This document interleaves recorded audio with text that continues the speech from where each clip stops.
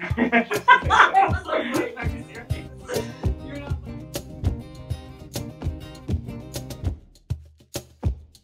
Hello, and welcome to One Voice Live, where we talk about one voice, what it is, and how it fits into the world of singing.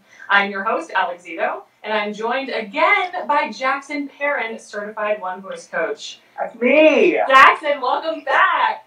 Thank you so much for having me again. Your second time, so exciting. So, everybody, this is the beginning of a new series we're starting. We just finished off changing our vocal perspective, and now we're entering what we're calling Singer Study, which is where we listen and discuss our favorite artists to better understand how one voice theories apply in real-world singing. So, Jackson, do you want to announce our first singer that we're studying? Yes, we have America's sweetheart, Billie Eilish. Yes. Everyone's loving these days. Yes. Billie Eilish, who I keep thinking that she's like I think I've been following her career for a couple of years now, and I keep thinking like, oh yeah, she's like 18. So I thought she was 18 for the last like 3 years, but now I looked her up recently. She's 17. So I know of Billie Eilish. I'm not super familiar. Jackson is the one who picked this artist, which is great because I love about learning about new artists. Jackson, will you tell us a bit about why you chose this artist to study? Oh, I think I really love her voice because it's so unconventional in terms of like, particularly like mainstream. Well, I guess it's become what mainstream pop sounds like these days. But particularly growing up in like musical theater, for instance, with the idea of like being powerful or being loud is so important. Belting, mixing, all these things, and then you have someone who just completely destroys that construct. And I personally feel like Broadway or musical theater world usually, not to say they play catch up, but they are definitely inspired by what is on the Billboard Top 40s. So I think someone like her artistry, and a lot of other singer-songwriters like her, they're really shaping the sounds that we're probably going to hear in the next few years on like a stage on Broadway. That's my idea. I'm kind of like assuming that's what's going to happen. So it's just a rare voice. A lot of people would say that her voice, I would say, is like conventionally like unhealthy, you might have people say, or like wrong, or incorrect, or not on voice. I'm sure people have heard that term as well. And I just thought she's such an interesting artist in that way. I love it. Well said, dude. Shall we jump in? Listen to our first clip. The whole idea was that we were going to have Zeto hear any of these songs from before. So she heard like a little bit, but a lot of this is just going to be me playing clips and kind of just us auditing it and saying like, hey, what do you think is going on? Totally, yeah. We're just going to have a discussion about what we hear. And yeah, he's right. I'm going in kind of blind. We thought it would be fun. No preconceived ideas here on my side of things. So let's do it. Amazing. So we're going to listen to a live version. Actually, yeah, let's do a live version first. And then we'll go to the produced version of the same song. The song's called Ocean Eyes. I'm going to start at a little bit of the verse and then go into the chorus. Let me know if it's loud enough. I think it's pretty good though. Here we go. I've been watching you for some time. Can't stop staring at those oceans, burning cities and napalm skies. 15 flares inside those oceans. Your ocean eyes, no fear.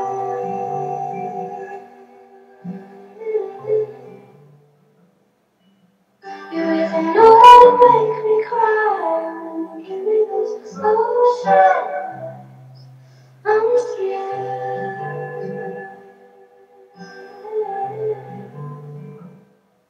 I've never fallen from quite this high. When you be your ocean eyes, those ocean eyes. Ah, cool. So good. Okay, great. I want to see one thing. Okay, great. Awesome.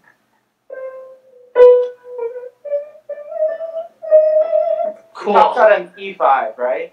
Yeah, so that low note she's dipping into, from a coordination theory standpoint, she's dipping into rumble in a really lightweight, which is super cool. And then she goes to the very top of middle coordination for women, which is that E right before the F in head coordination. So yeah, Jackson, I think we can both agree, super lightweight. Amazing, absolutely. Super crazy lightweight. How would you define her vocal tract shaping? It's interesting, right? I would almost say it starts at certain places neutral, and then it moves into like a open vocal tract, and I always, as well as not. Sometimes it's still a neutral vocal tract, but the way that she chooses to shape her vowels or round those vowels I guess the best way I could even describe it is like you're splitting them in half. She's not actually going into an actual diphthong of like eyes is eyes, ocean eyes. Totally. There's a couple other places. Yeah, I mean that's pretty much how I would describe it. What about you? I mean, being the person that has not heard this before. Yeah, I would say it's really neutral. And just to catch people up, when we're talking about vocal tract shaping, for anyone who doesn't know what that is, your vocal tract is everything past your vocal cords, up into the tip of your nose and tip of your mouth, that you can shape to make different sounds. So it's kind of what you might think people are talking about when they talk about tone. So this is a much shorter vocal tract, and this is a much longer vocal tract. So yeah, I think she's pretty neutral in the lower step. I do think she shortens a bit at the top. It's like a little bit. Can we listen to it again? Yes, please. Let's listen to that last chorus.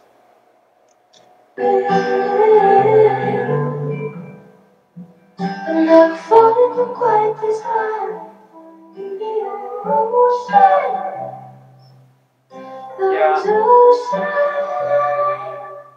I see what you mean. Yeah, definitely. Yeah.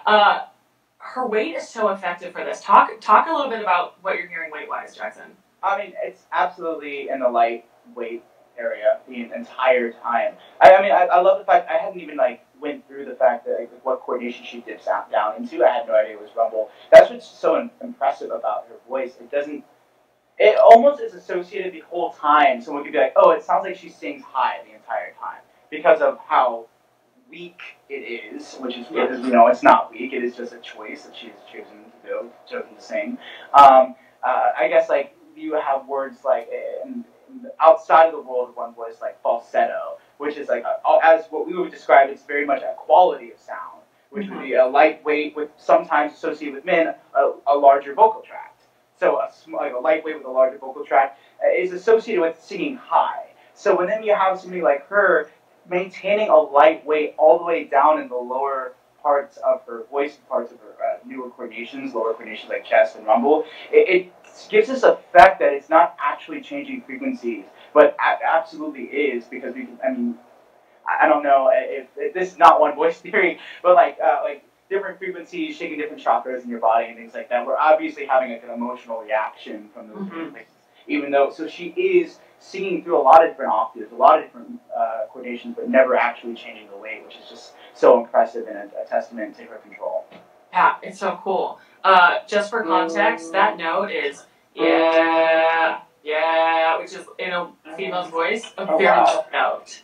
But you hear her do it, and it, like you say, because she's maintaining that lightweight, it just sounds like another note in the song. So cool. And that's also the power, in order to achieve that, evenness of weight, so not shifting weight through coordinations and through pitch, and also not changing your vocal tract shaping. Which is a really easy trap to fall into when you're going higher or lower, to make those adjustments. But you have to do it, just like we heard with her. Absolutely. Especially it's so challenging, not to go too deep into the one word series, but just the idea of being in a lightweight, you hear all that air spilling out. To have your body not want to close that intensity, so it's not inefficient, or it's not just you're losing so much air.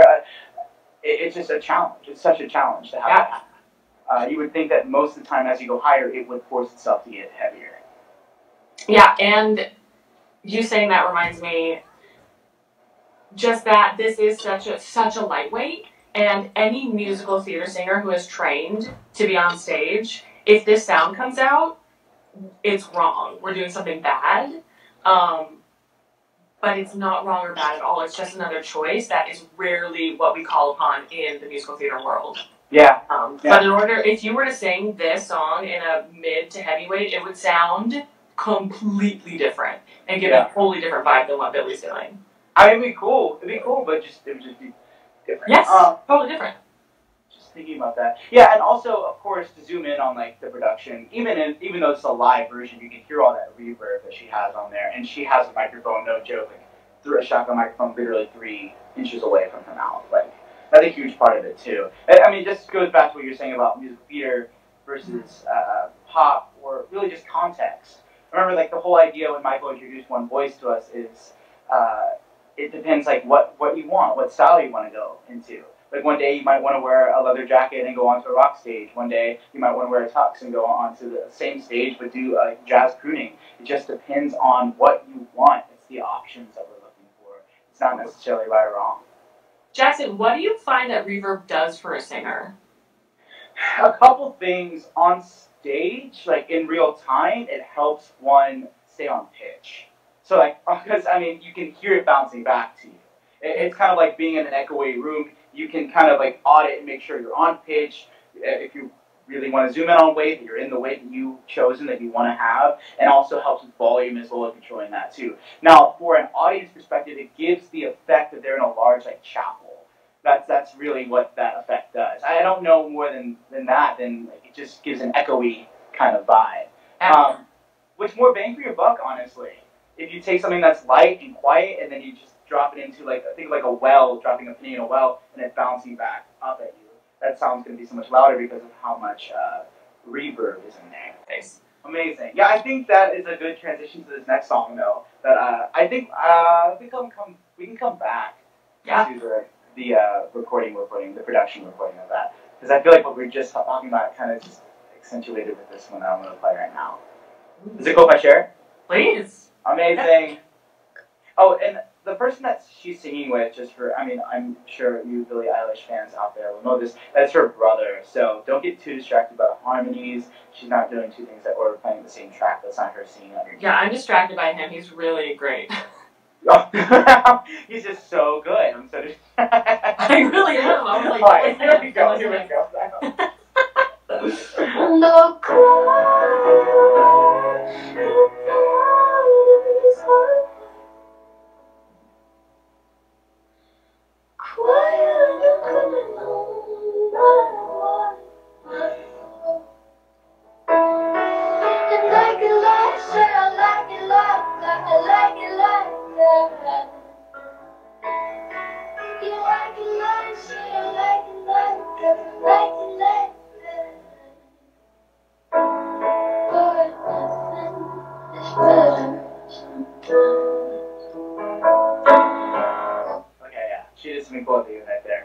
Yeah, I love that. Talk about the...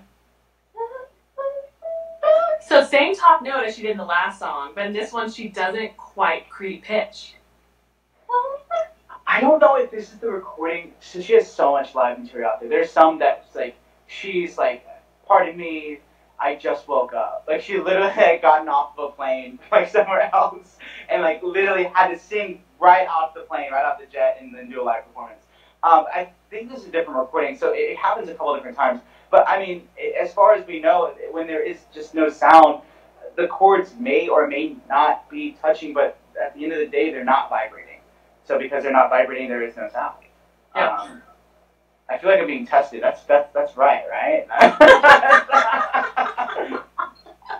Jackson, you are a one voice coach. I don't have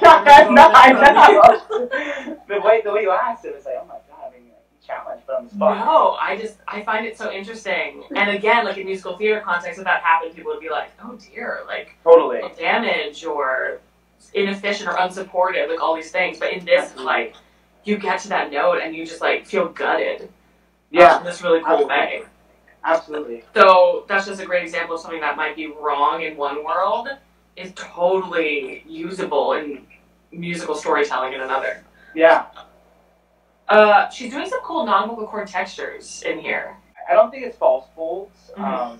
Whereas like we've explained false fold non-vocal chord textures before in a previous video. Yeah. So I mean, I would think because it's obviously it's changing the quality of the sound. It's not like an added effect. Versus like, is it cool if I like do an example of that? Please, yes. And like back to that, will you explain what those are, just for anyone who doesn't know? Yeah, so the true folds are the vocal cords that we know of. It's what we use to produce sound, and the false folds are another layer of folds above the true folds that can come together, and when they do, it becomes like a harsher sound. But if you listen to a lot of singers that utilize it, you'll notice that the weight doesn't necessarily change when they put the false folds on there. It is just that effect that happens. So for instance, like, yeah, yeah, yeah, yeah, yeah, yeah, yeah, yeah. I'm still kind of in like a lighter mid area weight, but I'm adding on that extra non-vocal cord texture, which then adds that kind of roughness to it. Once again, people would say is dangerous or ouchy or would hurt. It's not. Of course, we want to go with feeling first, and it's not hurting. It's not something that feels strained. And once again, the quality underneath it, literally underneath it, that's being phonated, is not changing. But the amount of air that is escaping from the true folds remains the same and consistent. So that's why I would say here it wouldn't be that, because I'm not hearing that grittiness of like from the false folds or something being added on the top. I would almost say it's happening in the true folds itself. Maybe she's starting heavier and then moving over to mid. I don't know. Like, what were your thoughts on that? Yeah, I think it's something that I call creaky door. Like it like that. Yeah. Like a creaky door literally opening. Absolutely. Yeah, and that's really common also in pop. You hear like Demi Lovato, like tons of like even top 40 people all the time implementing creaky door. And again, non-vocal cord texture, just a sound that you hear that actually isn't being made with your vocal cords, and that's the false folds. That's what that is. Anything else you're hearing, Jack? Oh yeah, there was something cool happening at the end of that recording. I'm gonna move this slightly over because I'm moving.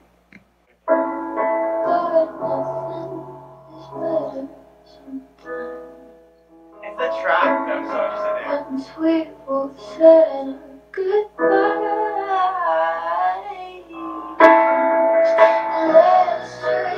Here's your cookie door. That was false folds. What's that? I'm almost certain. Play it again.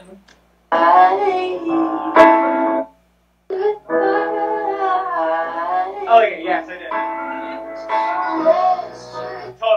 Totally, yeah. And you heard the weight. It didn't change. It didn't move away from light. It stayed light the whole time, which that's what blows me away.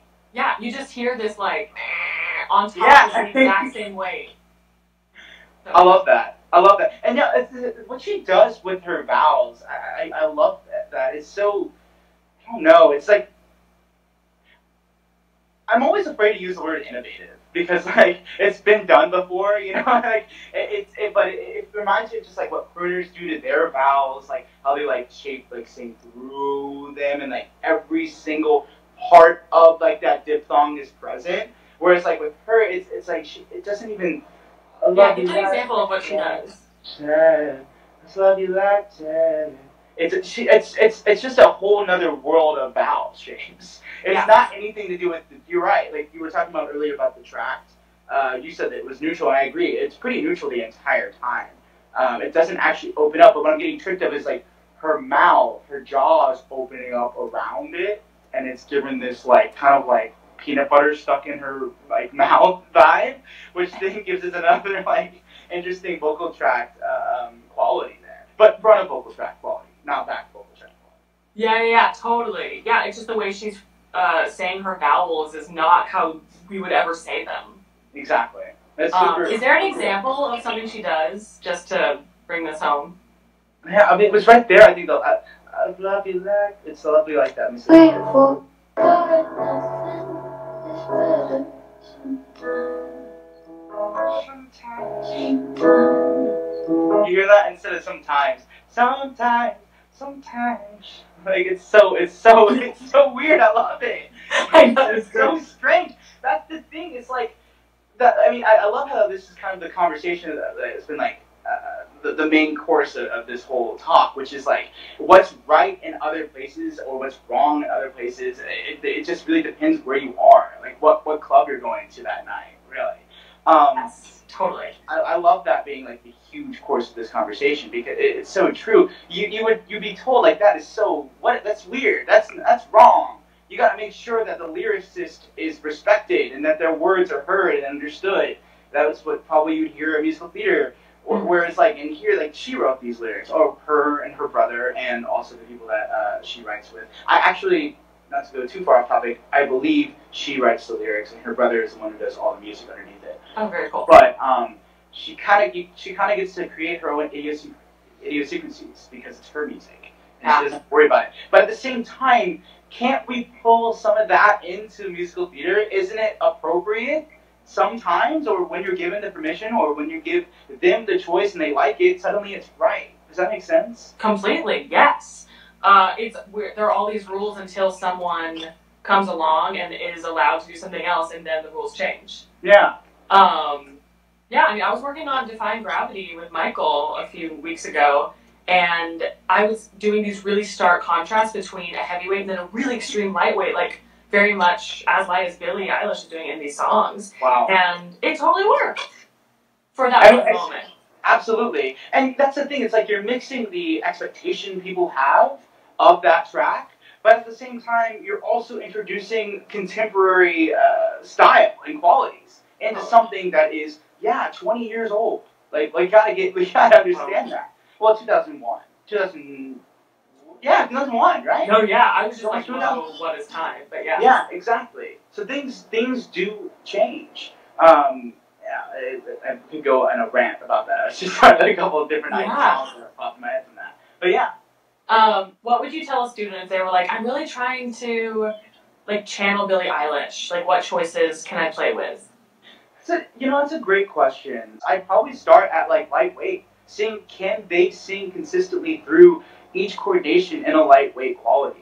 And then we'll start layering some shaping on there. And then, because we always know when shaping comes into play, some of that weight stuff goes out the window, and it's just kind of juggling all that. That's really what we are. We're guides. Like, all this stuff, we're giving away the secrets right now. It's really just us being an extra ear in the room. Any other thoughts or things you want to point out about Billie Eilish?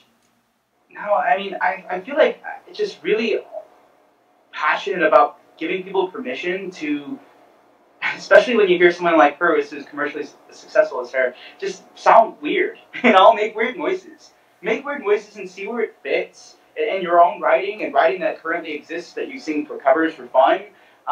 And then maybe even put it here and there in a song that you have to do for an audition or that you have to do for a masterclass setting. Because these things, once again, are not wrong, particularly when they're as committed as she does them. Like, the commitment has to be there. If you doubt it, if you doubt your own choice, that's when I don't think you're going to get in trouble, but then your audience is going to doubt it too. Mm-hmm. But if you're super committed, it's believable. You are what you are. It's almost like an acting choice at that point. Yeah. The thing with her is she's not asking anyone for permission about anything. Like, if you watch interviews with her where other people would be like, yeah, like high energy, she's literally like with a hoodie on, and she's just like, what's up? No, yeah, I just feel this way. And that's so cool. Into her vocal choices. She's like, I don't care. This is how I'm singing. Yeah. And I think... You're I right. think the rest of us could use a pinch of that. Her aesthetic matches her vocal quality. I never even thought about that. That's so cool. That's so real. Completely, yeah. It's a very clear package. Amazing, yeah. Awesome, Jackson. Thank you so much. This was so fun. Thank you for having me. Yeah, and I'm obsessed with your obsession now, with her. Watching you geek out is awesome. Oh, thank you so much, for real. I mean, we're gonna do another one next week, right? We are, yes. Plug. So, next week, you and me again. We're gonna be studying Borns. Yes. Which is another one that Jackson's choice, so I'm going in a little bit blind again. I love it. I love learning about new artists. So everyone, send in your questions.singonevoice.com, and audio clips. And suggest singers that you'd like us to study. If you're like, oh, I want to know what this person's doing, send in that name. We would be more than happy to do that for you. Same time, same place next week, Wednesday, 6:30 p.m. CT. You're going to see these two faces again. So we will see you guys then. Thanks, Jackson. Super pumped. Thank you so much.